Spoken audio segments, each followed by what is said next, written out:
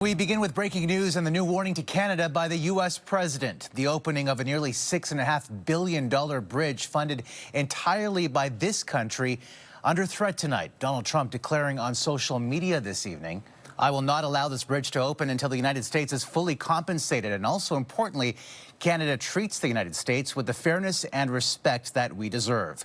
We will start negotiations immediately. The Gordie Howe International Bridge would be the third crossing between Windsor, Ontario and Detroit, Michigan.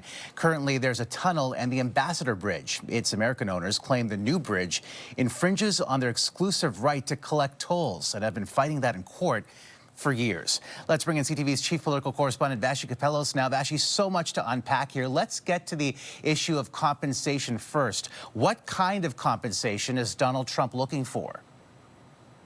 Yeah, not a huge amount of clarity there, Omar, but 2 points that I think are worth making. First of all, I am told by a number of people in this government that though the backers of the Ambassador Bridge, the competing bridge, are supporters of Trump and his administration. The second point that's important to make is that the bridge is being paid for by Canada.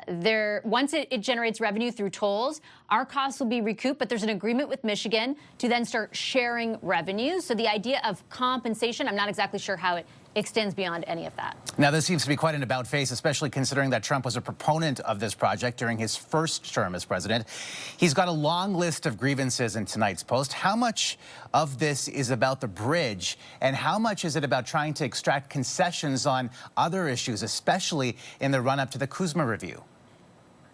I'm really glad you raised that, because if you look at the text, as you point out, we've got Ontario banning alcohol or taking U.S. alcohol off the LCBO, dairy grievances, grievances around China, and then at the very bottom, what I'm being told by people in the federal government is the most important part of all of this.